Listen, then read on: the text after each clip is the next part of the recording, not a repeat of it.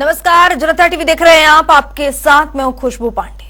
मुख्यमंत्री पुष्कर सिंह धामी ने दिल्ली चुनाव में पार्टी के लिए ताबड़तोड़ प्रचार करने के बाद देहरादून पहुंचने पर कहा कि इस समय सभी लोग प्रधानमंत्री नरेंद्र मोदी को तीसरी बार प्रधानमंत्री बनाने के लिए आतुर दिख रहे हैं। साथ ही उन्होंने कहा कि लोकतंत्र के इस पर्व में सभी लोग वोट के जरिए अपनी आहुति देना चाहते हैं। प्रधानमंत्री नरेंद्र मोदी के लिए गए कार्यों को जनता किए गए कार्यों को काफी पसंद कर रही है।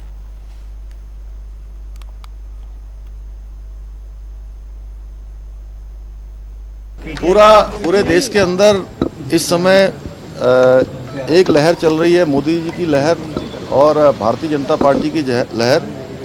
उसमें हम लोग जहां भी गए हैं, लोगों ने अपार समर्थन दिया है, अपार जोश भी लोगों में है, जुनून है और हर कोई इस बार लोकतंत्र के महायज्ञ में और प्रधानमंत्री मोदी जी को तीसरी बार प्रधानमंत्री बनाने के लिए इस लोकतंत्र के महायज्ञ में अपनी आहुति देना चाहता है।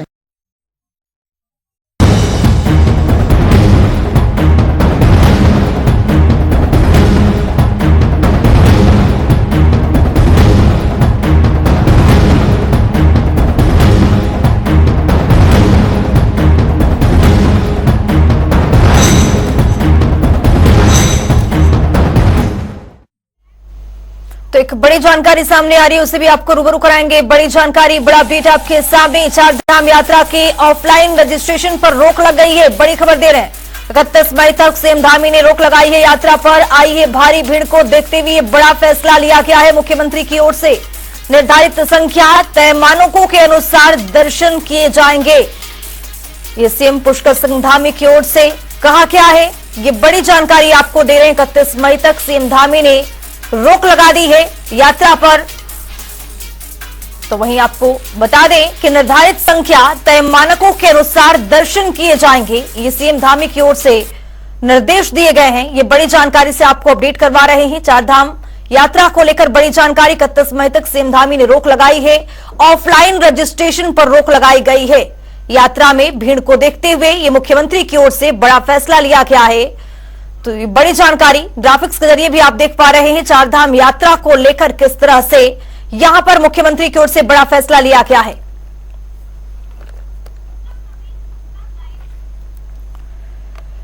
तो देहरादून से हमारे सहयोगी नवीन शुक्ला हमारे साथ जुड़ चुके हैं ज्यादा जानकारी के साथ। नवीन, यहां पर चारधाम यात्रा में जिस तरह से भारी भीड़ देखी जा रही थी, उसको लेकर मुख्यमंत्री की ओर से एक निर्देश दिया गया है। कहा गया है कि 31 मई तक जो रोक लगाई गई है, उसको लेकर क्या कुछ जानकारी आपके पास? जी खुशबू, निश्चित तौर पर अगर देखा जाए तो उत्तराखंड में 10 मई से जो चारधाम यात्रा है उसकी शुरुआत हो चुकी है। इसके साथ ही गंगोत्री, यमुनोत्री, केदारनाथ और बद्रीनाथ जाने वाले जो यात्री हैं, जो तीर्थयात्री हैं, उनका जाने का जो सिलसिला है लगातार जारी है। यात्रियों को की सुविधा को देखते हुए तमाम सारी तैयारियां की गई थी। शासन और प्रशासन व्यवस्थाओं को दुरुस्त करने में लगा हुआ है। साथ ही अगर बात की जाए तो अब चारधाम यात्रा में भारी भीड़ को देखते हुए जो यात्रा है, जो ऑफलाइन और ऑनलाइन पंजीकरण है, उस पर अभी फिलहाल के लिए 31 मई तक रोक लगा दी गई है, क्योंकि व्यवस्थाएं दुरुस्त करना एक बड़ी जिम्मेदारी शासन और प्रशासन की बनी हुई है। लगातार जो यात्रियों की संख्या वो बढ़ती जा रही है और करीब जानकारी मैं ये भी देना चाहूंगा कि 30 लाख से अधिक यात्री जो हैं वो चारधाम यात्रा के लिए अपना रजिस्ट्रेशन करवा चुके हैं, जिसको देखते हुए वहां पर किसी भी प्रकार की दिक्कत ना आने पाए, इसको देखते हुए अब जो यात्री हैं उनकी जो पंजीकरण पे अभी फिलहाल 31 मई तक रोक लगाई गई है और कहीं ना कहीं व्यवस्थाओं को दुरुस्त करने के लिए तमाम सारी तैयारियां की जा रही हैं। खुद मुख्यमंत्री पुष्कर सिंह धामी ग्राउंड जीरो पर लगातार जो चारधाम यात्रा की है उसकी मॉनिटरिंग करते हुए नजर आ रहे हैं। उन्होंने कल भी तमाम जो अधिकारी हैं उनके साथ बैठक की है और कहीं ना कहीं जो व्यवस्थाएं हैं उस दुरुस्त करने की बात की जा रही है, चाहे स्वास्थ्य व्यवस्था हो। नवीन, सबसे बड़ा सवाल अपने आप में ये है कि यहाँ पर अगर इस तरह का फैसला सरकार की ओर से पहले लिया गया होता, चारधाम यात्रा को लेकर इस तरह से भारी भीड़ जैसे कि पहुंच रही थी, रजिस्ट्रेशन भी किया जा रहा था, इन सबको देखते हुए अगर सरकार इस फैसले को पहले लेती तो कई लोगों की जान भी गई है, कई लोग चोटिल भी हुए हैं, इस यात्रा को बंद भी नहीं करना पड़ता। कई तरह के सवाल प्रशासन पर उठ रहे हैं, क्या कहेंगे आप? जी खुशबू, निश्चित तौर पर अगर देखा जाए तो तैयारियां पूरी तरीके से की गई हैं और इसमें कहीं ना कहीं जरूर थोड़ी बहुत जो प्रशासन की ढील जरूर दिखाई दे रही है, लेकिन अगर ग्राउंड जीरो पर देखा जाए तो खुद मुख्यमंत्री पुष्कर सिंह धामी उसके तमाम जो चारधाम यात्रा है उसकी मॉनिटरिंग करते हुए नजर आ रहे हैं। सबसे बड़ी बात यह है कि जो धर्म की जो एक यात्रा है, चारधाम यात्रा धर्म से जुड़ी हुई यात्रा है, तो इसको ऐसा नहीं किया जा सकता है कि किसी भी यात्री को दर्शन ना होने पाए, जिसको देखते हुए क्योंकि भारी भीड़ है उत्तराखंड से तमाम सारे जो राज्य हैं, चाहे हरियाणा किया जाए, उत्तर प्रदेश किया जाए, हिमाचल की बात की जाए, दिल्ली की बात की जाए, तमाम सारे जगह से श्रद्धालु लगातार उनका जो पहुंचने का सिलसिला है वह जारी है, जिसको देखते हुए अब जो पंजीकरण है उस पर रोक लगाई गई है, क्योंकि वहां पर जो व्यवस्थाएं हैं उसे भी दुरुस्त करना एक बड़ी जिम्मेदारी सरकार की बनती है। तो जिसको देखते हुए अभी फिलहाल के लिए जो 31 मई तक है इसको रोक लगाने का काम किया गया है, क्योंकि जो भारी भीड़ है वो लगातार पहुंचती जा रही है। अगर ऋषिकेश की बात की जाए तो करीब 16 जो काउंटर बनाए गए हैं वहां पर पंजीकरण को लेकर, तो व्यवस्थाएं दुरुस्त करने की बात की जा रही है, तमाम सारी जो चीजें हैं उसे मैनेज करने की बात की जा रही है, लेकिन जो यात्रियों की भीड़ है उसे मैनेज करना एक बड़ी बात है, क्योंकि ऊपर पहाड़ में जो समुचित संसाधन है उसी में चारधाम यात्रा करवानी है, किसी भी यात्री को दिक्कत ना आए इसका विशेष रूप से ध्यान रखा जा रहा है, जिसको देखते हुए अभी फिलहाल के लिए जो रोक है उसे लगाने का काम किया गया है। और आला अधिकारी लगातार तमाम जो चारधाम यात्रा है उसकी मॉनिटरिंग करते हुए नजर आ रहे हैं। शासन के 4 अधिकारियों को यह जिम्मेदारी सौंपी गई है कि वो चारधाम यात्रा की मॉनिटरिंग करें, साथ ही जो प्रभारी मंत्री हैं उन्हें भी जिम्मेदारी सौंपी गई है, चाहे उत्तरकाशी के प्रभारी मंत्री हो या अन्य जिलों के प्रभारी मंत्री हो, उन्हें भी यह जिम्मेदारी सौंपी गई है कि वो अपने अपने जिलों की मॉनिटरिंग करें, चारधाम यात्रा को जो व्यवस्थाएं हैं उसे दुरुस्त करने का काम करें। तो फिलहाल के लिए अभी व्यवस्थाओं को ठीक करने का काम किया जा रहा है, और यात्रियों की जहां तक जो रजिस्ट्रेशन की बात है अभी फिलहाल के लिए इसीलिए रोका गया है क्योंकि जो भारी भीड़ है, जो उत्तराखंड से लगे हुए राज्य हैं वहां से यात्री आ रहे हैं, गुजरात से आ रहे हैं और विदेशों से भी आ रहे हैं, तो इन सबको देखते हुए अभी फिलहाल के लिए जो रजिस्ट्रेशन की पहुंचने का जो सिलसिला है लगातार जारी है। नवीन शुक्ला, तमाम जानकारी देने के लिए आपका बहुत शुक्रिया। लेकिन खबर ये कि चारधाम यात्रा को लेकर ऑनलाइन जो रजिस्ट्रेशन चल रहा था उस पर सरकार की ओर से रोक लगा दी गई है। ये रोक 31 मई तक लगा दी गई है। इसी बीच एक और बड़ी जानकारी सामने आ रही है, उसे भी आपको रूबरू कराएंगे। बड़ी जानकारी, बड़ा अपडेट आपके सामने। चारधाम यात्रा बद्रीनाथ धाम की यात्रा ने रफ्तार पकड़ ली है। दर्शन के लिए श्रद्धालु 28,000 के पार पहुंच रहे हैं। इतिहास में पहली बार नया रिकॉर्ड दर्ज किया गया है। 1 लाख पार दर्शनार्थियों की संख्या हो चुकी है। 12 मई से शुरू हुई थी बद्रीनाथ धाम की यात्रा।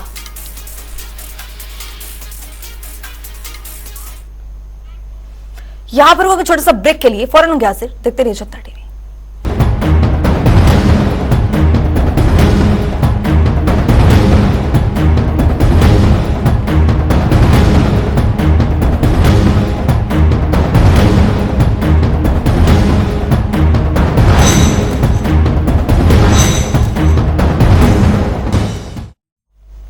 ब्रेक के बाद स्वागत है जनता टीवी में। चारधाम यात्रा में श्रद्धालुओं की भारी संख्या में आगमन होने से उत्तरकाशी जनपद के गंगोत्री यमुनोत्री धाम से कई श्रद्धालु बिना दर्शन किए वापस आ रहे हैं। इस बात को लेकर उत्तरकाशी के प्रभारी मंत्री डॉक्टर प्रेमचंद्र अग्रवाल ने कहा है कि अगर कोई यात्री दर्शन नहीं कर रहा है तो ये हमारे लिए चिंता का विषय है। साथ ही उन्होंने कहा है कि कोई यात्री बिना पंजीकरण के दर्शन करने के लिए आने की हिमाकत करता है, उनकी वजह से अव्यवस्था हो रही है।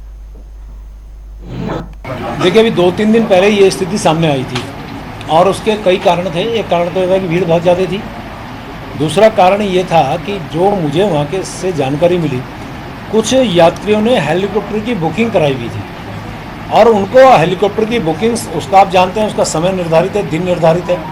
यदि उस भीड़ में उनका समय जाया होता तो शायद उनकी वो बुकिंग कैंसिल होती या उनको जाने में दिक्कत होती।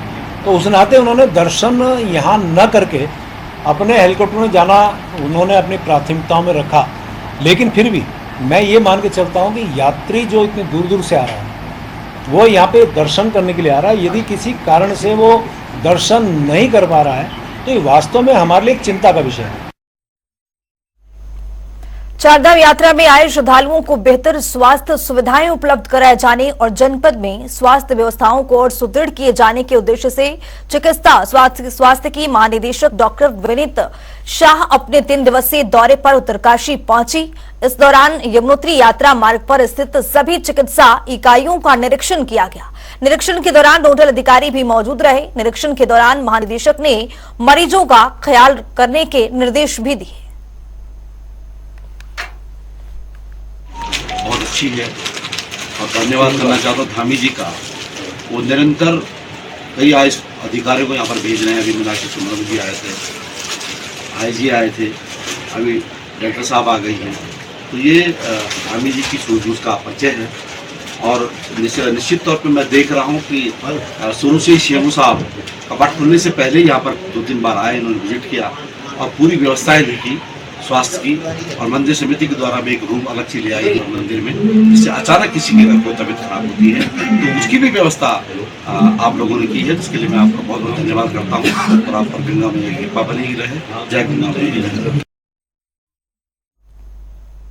चारधाम यात्रा में यात्रियों के स्वास्थ्य को लेकर जिला स्वास्थ्य प्रशासन एक्टिव मोड में है, जिसके चलते ऋषिकेश के ट्रांसिट कैंप में यात्रियों की स्वास्थ्य की जांच लगातार हो रही है। इस बात को लेकर देहरादून के CMO डॉक्टर संजय जैन ने बताया है कि हमारे 5 बड़े ट्रांसिट कैंप के हमने 24 घंटे एक मेडिकल टीम 8-8 घंटों के लिए तैनात की है। साथ ही उन्होंने कहा है कि जो भी यात्री ऋषिकेश से चारधाम यात्रा की शुरुआत कर रहे हैं, अगर उन्हें स्वास्थ्य संबंधी परेशानी होती है तो उन्हें निःशुल्क दवाइयां उपलब्ध कराई जा रही है।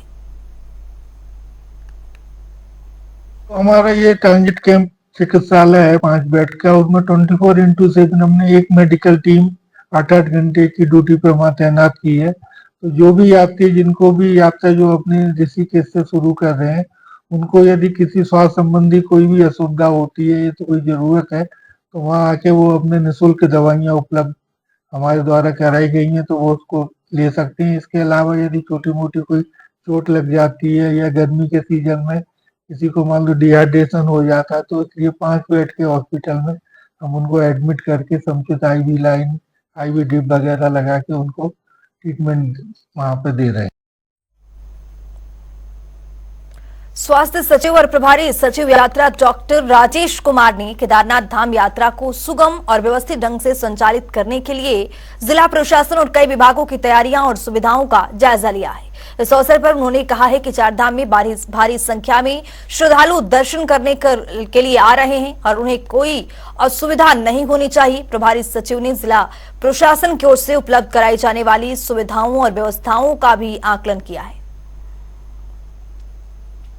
मुझे जनपद रुद्रप्रयाग का प्रभारी बनाया गया है चारधाम यात्रा के दृष्टिगत और माननीय मुख्यमंत्री जी द्वारा भी लगातार निर्देश दिए गए हैं कि अधिकारी ज़्यादा से ज़्यादा फील्ड में रहें और जो डिस्ट्रिक्ट एडमिनिस्ट्रेशन है उनके साथ समन्वय स्थापित करें और डिस्ट्रिक्ट एडमिनिस्ट्रेशन के दृष्टिकोण से अगर स्टेट लेवल पे विभागों के साथ कहीं भी दिक्कत आती है तो समन्वय स्थापित करें। इसी के मद्देनज़र मेरे द्वारा ये 3 दिन का जो रुद्रप्रयाग का भ्रमण है वो प्रस्तावित किया गया है।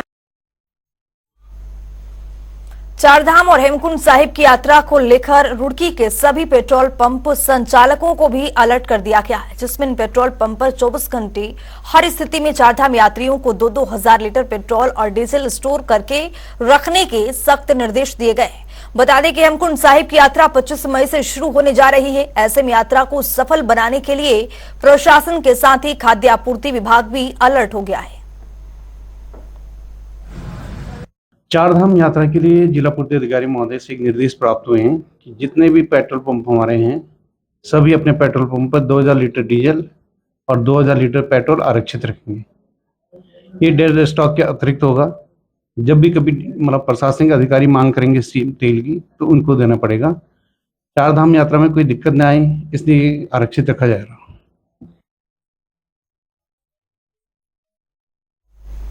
देहरादून में जिलाधिकारी सोनिका ने ऋषि पर्णा सभागार में जनपद स्तरीय अधिकारियों के साथ जनमानस की समस्याएं सुनी हैं, जिसमें वहीं 84 शिकायतें मिली, जिनमें से आपसी विवाद, मुआवजा राशि, दिलवाने भूमि, सीमांकन, जौली ग्रांट में सिल भूमि पर निर्माण करने जैसे कई शिकायतें मिली थी।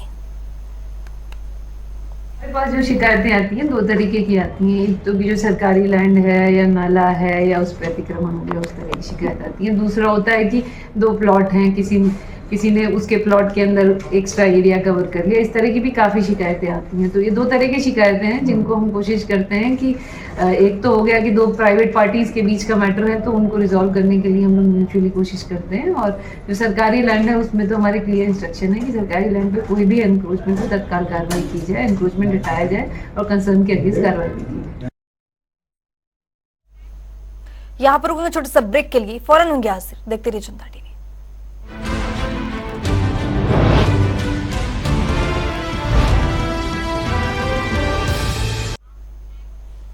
ब्रेक के बाद स्वागत है जनता टीवी में। तो यहां पर मुख्यमंत्री पुष्कर सिंह धामी संबोधित कर रहे हैं। प्रबुद्धजन भाइयों एवं बहनों, मैं आप सभी का अपनी ओर से यहाँ पधारने पर आप सबने मेरा स्वागत किया।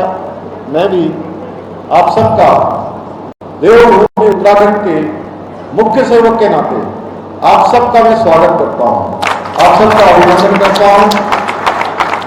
भगवान श्री हनुमान जी की जन्मभूमि और नायब सिंह सैनी जी ने यहाँ सांसद रहते हुए अनेक कामों को, आप सबके सुझावों को, आप सबकी बातों को वकालत के माध्यम से आगे बढ़ाया है, कई विकास के कार्य कराए हैं और अब जिंदल जी उन सभी कामों को आगे बढ़ाएंगे हमारे प्रधानमंत्री मोदी जी के मार्गदर्शन में।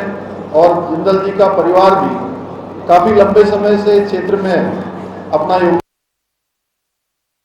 देता है। अब ये यहाँ पर डबल इंजन काम करेगा। अभी डबल इंजन प्रदेश में काम कर रहा था, ये डबल इंजन अब कैथल और इस कुरुक्षेत्र लोकसभा क्षेत्र में तेजी से काम करेगा। एक तरफ सैनी जी और दूसरी तरफ जिंदल जी मिलकर इस पूरे क्षेत्र को आगे बढ़ाने का काम करेंगे। भाइयों बहनों, ये कैथल और कुरुक्षेत्र की भूमि महाभारत के धर्म युद्ध की भूमि रही है। उस समय का युद्ध पांडवों और कौरवों के बीच हुआ था। एक ओर कौरवों की बड़ी सेना, 100 से ज्यादा कौरव थे, तो दूसरी ओर केवल 5 पांडव थे। और आज भी जो वर्तमान समय में भारत का परिदृश्य चल रहा है, जिस स्थिति से आज हमारा देश गुजर रहा है, हमारे देश के अंदर भी आज एक धर्म युद्ध चल रहा है। एक ओर कौरव रूपी कांग्रेस, आप पार्टी, समाजवादी पार्टी, यानी अनेक पार्टियां जो तुष्टीकरण को बढ़ावा देने वाली पार्टियां हैं, वो कौरव रूपी पार्टियां हैं। और दूसरी ओर अकेले धर्म ध्वजा लिए हुए माननीय प्रधानमंत्री मोदी जी हैं। भाइयों बहनों, ये देश, ये युद्ध में देश में राष्ट्रवाद और विकासवाद की विचारधारा बना। एक तरफ है विकासवाद, एक तरफ है राष्ट्रवाद, दूसरी तरफ है तुष्टीकरण, भ्रष्टाचार और परिवारवाद की विचारधारा वाली ये दो शक्तियां इस चुनाव में काम कर रही है। मैं आज आप सबको इस प्रबुद्ध जन सम्मेलन में ये बताने आया हूं किस प्रकार आदरणीय मोदी जी ने राष्ट्र को सर्वोपरि मानते हुए, देश को सर्वोपरि मानते हुए 140 करोड़ देशवासियों को अपना परिवार मानते हुए विकसित भारत का संकल्प लेकर निरंतर काम कर रहे हैं। एक पल भी रुके बिना, एक पल भी थके बिना। और आप सबने देखा होगा पिछले 10 वर्षों में उन्होंने एक दिन का भी विश्राम नहीं लिया है। भाइयों बहनों, एक दिन का भी विश्राम नहीं लिया है। निरंतर सतत 18 घंटे, 19 घंटे, 20 घंटे तक उन्होंने काम किया है। मैं आपको एक वाकया बताता हूँ भारतीय जनता पार्टी की। मुझे भी उस बैठक में सम्मिलित होना था। भाइयों बहनों, शाम को 6 बजे हमारी मीटिंग शुरू होती है और अनेक राज्यों की मीटिंग समाप्त होते होते प्रातःकाल 4 बज गया। शायद हिंदुस्तान के इतिहास में पहली ऐसी राजनीतिक पार्टी की मीटिंग होगी जो पूरी रात भर चलती है। और मैंने सोचा कि ये पूरी रात भर मीटिंग चल रही है, अब हो सकता है कि कल प्रधानमंत्री जी का कोई कार्यक्रम नहीं होगा। मैंने उनके एक सहयोगी से पूछा, क्योंकि मुझे भी उत्तराखंड राज्य की प्रतिनिधित्व के नाते उस मीटिंग में भाग लेना था, तो 3:30 बजे हमारा नंबर आया और 4 बज गया समाप्त होते हुए। तो मैंने कहा कि क्या प्रधानमंत्री जी का आज कोई कार्यक्रम नहीं है क्या?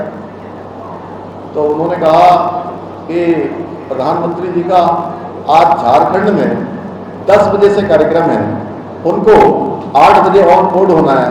तो मैंने कहा अब 4 बजे जाएंगे, 4:30 बजे पहुंचेंगे, अब क्या कुछ विश्राम करेंगे क्या माननीय प्रधानमंत्री? तो भाइयों बहनों, आपको जानकर ये आश्चर्य होगा, उन्होंने कहा कि अब आराम करने का समय नहीं है उनका तो जागरण का समय ऑलरेडी हो चुका है, वो तो इतने बजे जग जाते हैं। और जैसे ही गाड़ी में बैठेंगे, उन्होंने आज क्या क्या काम करने हैं वो पहले से उनका लिखा होगा और वो काम करना शुरू कर देंगे। इस प्रकार अनवरत रूप से उन्होंने काम किया है भाइयों बहनों। एक तरफ मोदी जी हैं और दूसरी तरफ कांग्रेसी गैंग, जो अपने निजी हितों के लिए देश हित की तिंजारजली देने का काम कर रहे हैं, देश हित को पीछे छोड़ने का काम कर रहे हैं। आप सभी परिचित हैं, 2014 के बाद मोदी सरकार ने हर सेक्टर के लिए विशेष कार्य योजना बनाकर काम किया है, योजनाबद्ध तरीके से देश को आगे बढ़ाने का काम किया है। कोई सेक्टर ऐसा नहीं है जिस सेक्टर में काम न किया गया हो।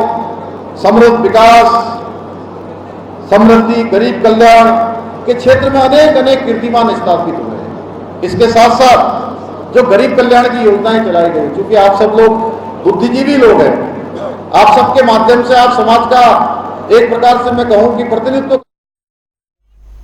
तो चलिए, इस बुलेटिन में मेरे साथ इतना ही। देश और दुनिया के तमाम खबरों के लिए बने रहिए जनता टीवी के साथ।